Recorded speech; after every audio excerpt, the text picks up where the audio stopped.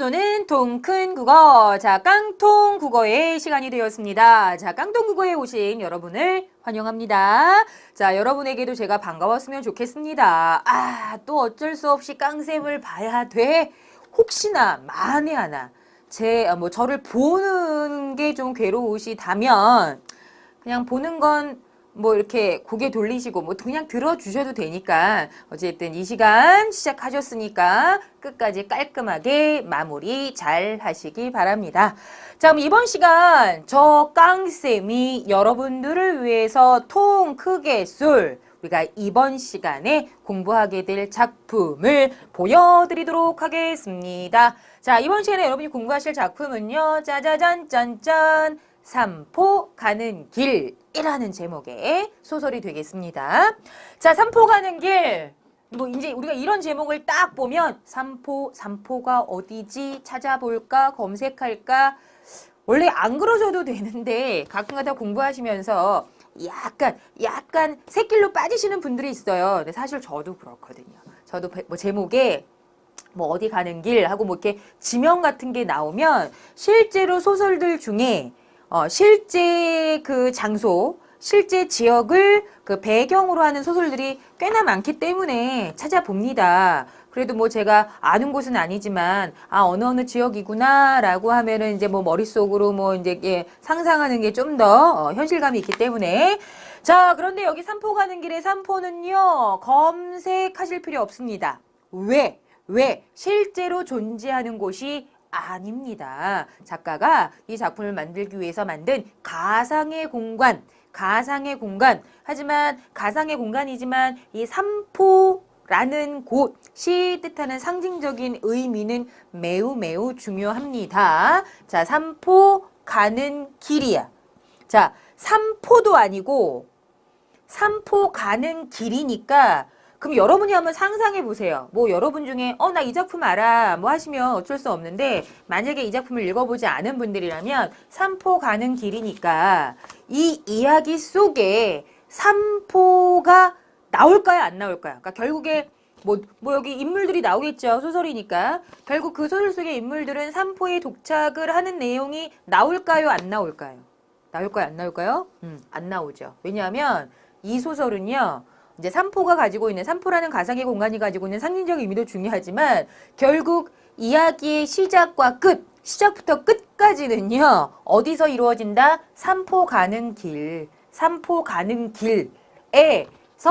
사람들이 만나고 헤어지는 그래서 우리가 이렇게 여행을 가는 어떤 구성 방식, 나그네가 왜 길을 떠나면서 어느 마을에 들르고 거기서 또 누군가를 만나고 하지만 나그네는 계속 길을 가야 되기 때문에 뭐 그 사람과 다시 헤어지고 또 어느 마을에 들르고 누군가를 만나고 이런 식의 이야기들이 있잖아요. 우리가 이런 소설을 뭐라고 하냐면 보여드릴게요. 여로형 소설이라고 합니다. 그러니까 바로 이 소설이 그러니까 사실 여러분이 조금만 관심 있으면 삼포 가는 길이야.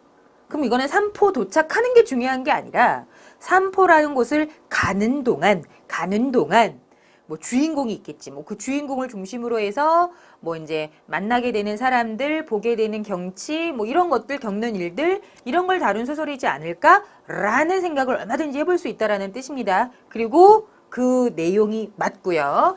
자, 이렇게 나그네의 여정에 따라 그 뭐 이렇게 여행을 가는 뭐 길을 가면서 겪게 되는 여러 가지 이야기들을 위주로 표현하는 걸 우리가 여로형 소설이라고 하는데 이 작품이 아주 대표적인 여로형 소설이라고 할 수 있고요. 당연히 단편 소설이고요. 근데 항상 그렇듯 안타깝게도 전체가 우리 교재에 실려 있지는 않고요.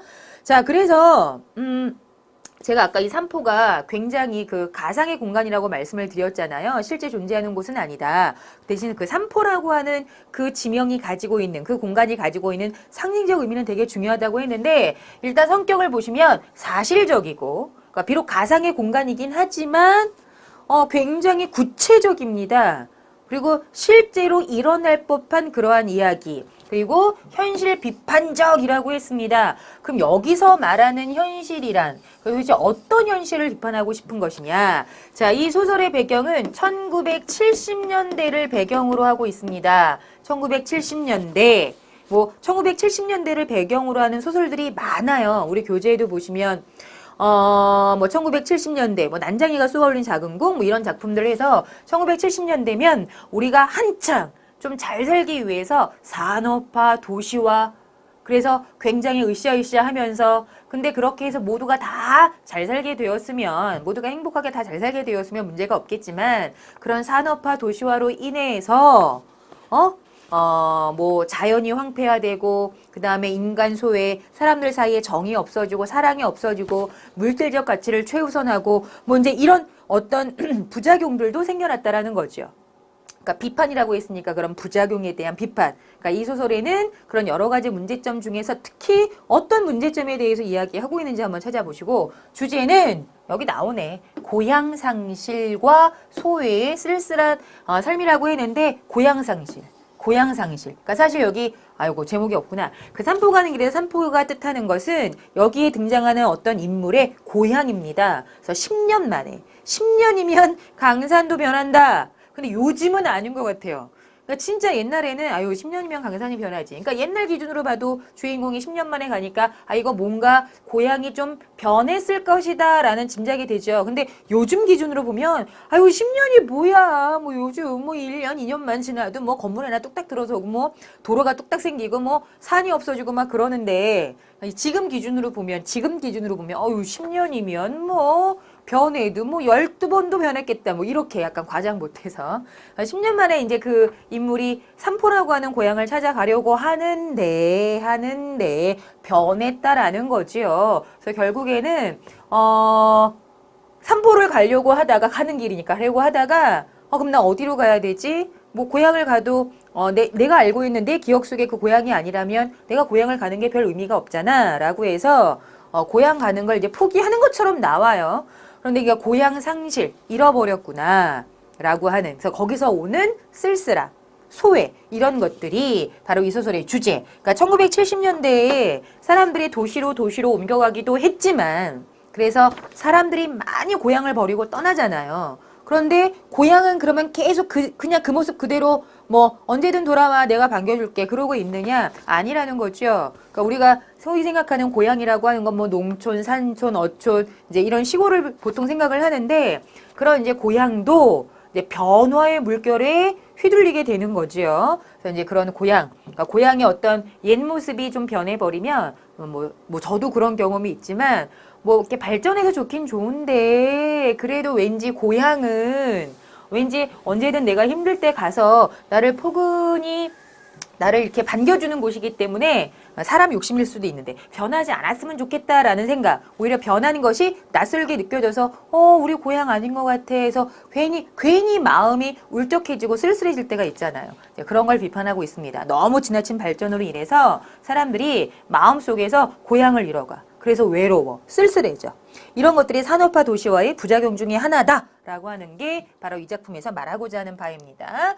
자, 특징 보시면 간결한 문장과 대화로 사건을 전개. 문장이 간결해요. 근데 뭐 단편 소설들 보면 대부분 전체 분량 자체가 짧고 복잡하지 않은 사건들이 나오기 때문에 표현도 그닥 복잡하지는 않습니다. 그리고 대화가 좀 유독 많이 나옵니다. 길에서 어쩌다 만난 사람들. 그래서 그 사람들 사이에 대화를 주고받고 길에서 만난 사람들은 또 길 위에서 헤어지는 경우도 많지요. 그래서 대화로 사건을 전개, 말끝을 흐리는 표현을 통해 감정 표현에 여운을 준다. 특히 이제 뒤로 갈수록 이제 이렇게 감정 표현에 여운을 주는 그런 표현들이 많이 나타나고요. 간단한 대화를 통해 내용을 압축적으로 표현한다. 근데 간단한 대화니까 압축적이니까 굉장히 이해하기 힘들 거야 라고 생각하실 수 있는데 읽어보면요 충분히 이해가 돼요. 그냥 말 한마디 툭 던지지만 그 속에서 정이 느껴지고 한마디 툭 던지지만 저 말 속에는 헤어지기 싫다라는 아쉬움 뭐 이런 것들이 느껴지고 그래서 이제 그런 감정의 여운을 우리가 찐하게 느낄 수 있는 그런 표현들이 나오고요. 자, 포인트 모아보기 보도록 하겠습니다. 자, 여기 대표적인 등장인물 정씨와 영달. 먼저 등장한 영달이 먼저 등장을 하는데 어찌됐든 이 사람들이 길 위에서 제일 먼저 만납니다. 서로 만나요. 자, 먼저 정씨라고 하는 사람. 교도소에서 출갑, 감옥에 있다가 나와서 공사장에서 노동하며 살아가는 인물. 이 사람의 고향이 삼포예요. 그래서 이제는 좀 고향에 돌아가서 이제 좀 이렇게 마음의 안정을 찾으며 살고 싶어서 이제 고향 삼포로 가려고 하지만 이미 그 모습이 변해 돌아갈 곳이 없어서 어찌할 바를 모릅니다. 상실감, 쓸쓸함을 느끼는 사람 정씨, 이 사람의 고향이 삼포고요. 자, 그다음에 영달이라고 하는 인물이 등장을 하는데 이 사람이야말로 진짜 떠돌이. 그래서 이 사람이 먼저 앞부분에 등장해서 도대체 어디로 가야 하지? 이제 우리 교재에도 나오지만 그래서 정처 없이 떠도는 노동자 그냥 막노동하면서 벌어서 쓰고 또 벌어서 쓰고 하는 그렇게 떠돌이 생활을 하는 사람. 그러니까 뭐 이제 나그네라고 할 수가 있겠죠. 그래서 겉은 무뚝뚝하지만 마음은 따뜻한 성격의 인물. 그래서 이제 뒤에 보면 여기 이제 백화라고 하는 이 두 사람은 남자고 백화라고 하는 여자가 등장하는데 이제 영달과 백화 사이에 애틋한 감정이 생길 듯 말 듯 하거든요. 그래서 특히 무뚝뚝해서 표현은 되게 뭐 말 한마디 툭 던지지만 이제 그 안에서 그 백화라고 하는 여자를 생각하는 그런 속정 같은 걸 우리가 또 느낄 수 있다. 자, 백화. 이 두 남자가 그래서 이제 같이 길을 가다가 또 길을 가는 삼포를 향해 가는 도중에 백화라고 하는 여자를 만나는데 이 여자는 술집 작부, 술집에서 일하는 아가씨, 나이가 20대 초반으로 나오니까 산전수전, 우리가 요즘은 산전수전 공중전이라고 하죠.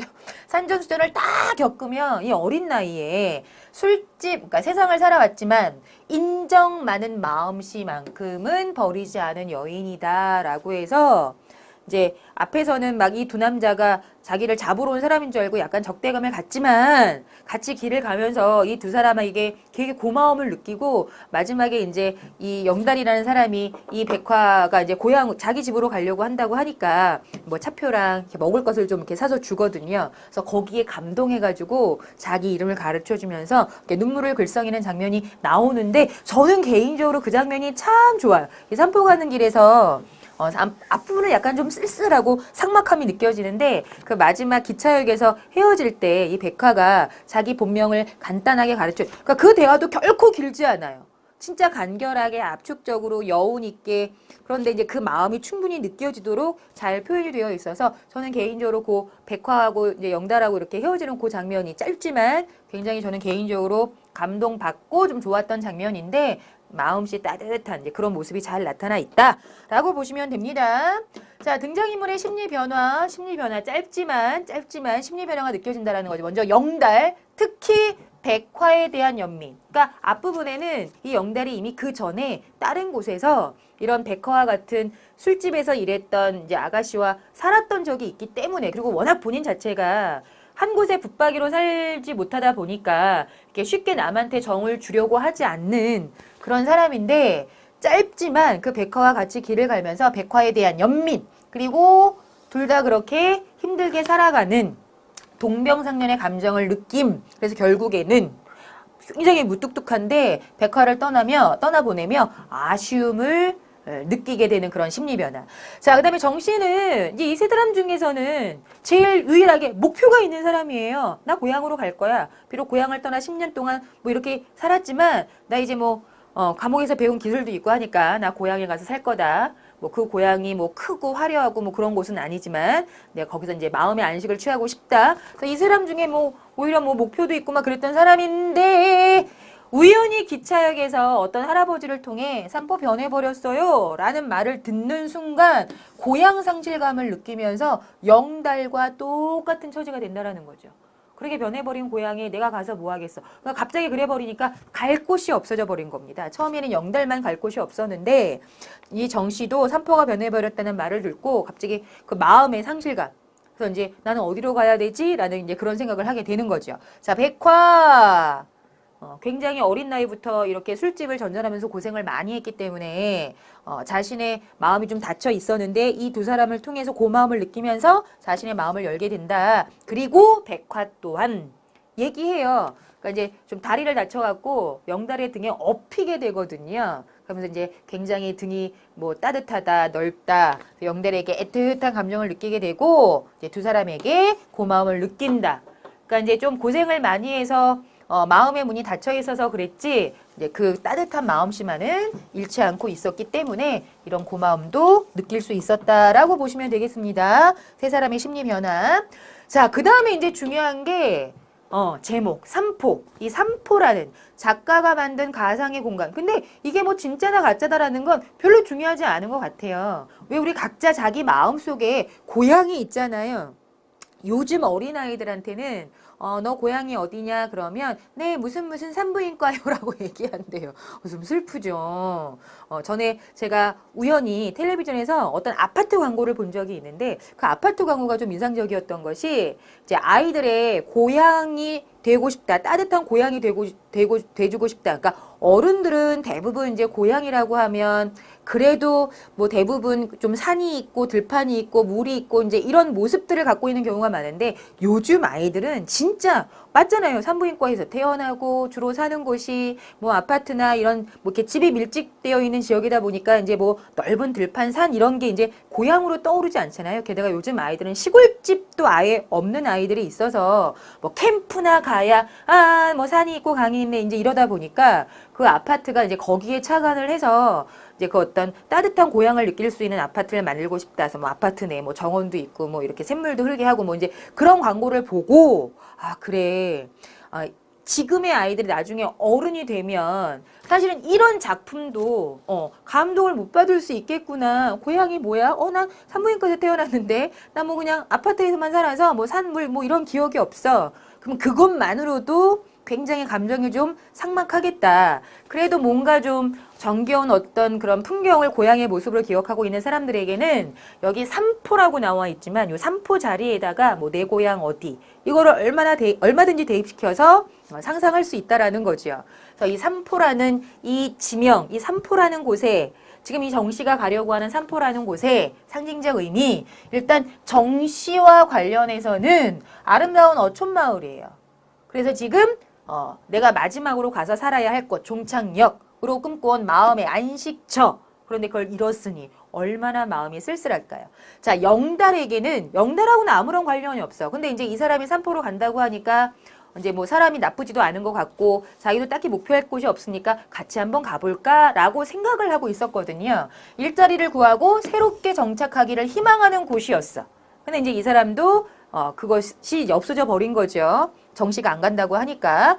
자, 그 다음에 시대 상황. 요거 중요합니다. 시대 상황. 이 소설의 배경이 1970년대라고 했잖아요. 1970년대. 뭐 일제강점기 그런 거 아니에요. 1970년대. 삼포는 실제로 존재하는 곳이 아니라 작가가 작품 속에서 설정한 곳으로 근대화 이전의 공동체적 삶이 살아있는 곳. 공동체, 고향.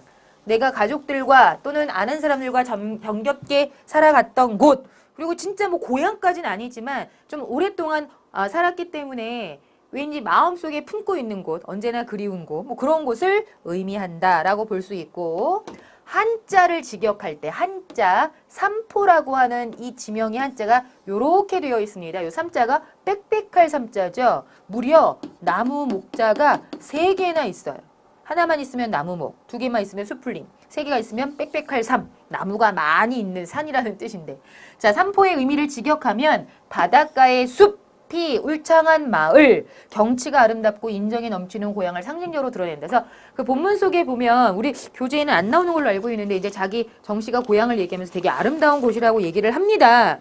그런데 사실 사람들 대부분이 실제로 살 때는 못 느끼다가 어른이 되거나 이런 고향을 떠나와 다른 곳에서 살면 굉장히 자신의 고향을 아름답게 기억하잖아요. 그게 어촌이든 뭐 산만 있는 곳이든 들판만 있는 곳이든 바다가 펼쳐져 있는 곳이든 자신의 고향을 얘기할 때는 약간의 자부심과 더불어 우리 고향에 하면 이런 뭐 호수가 있다, 산이 있다, 강이 있다, 들판이 있다 하면서 아름다운 곳이다라고 그냥 한마디로 아름다운 곳이다라고 얘기를 합니다.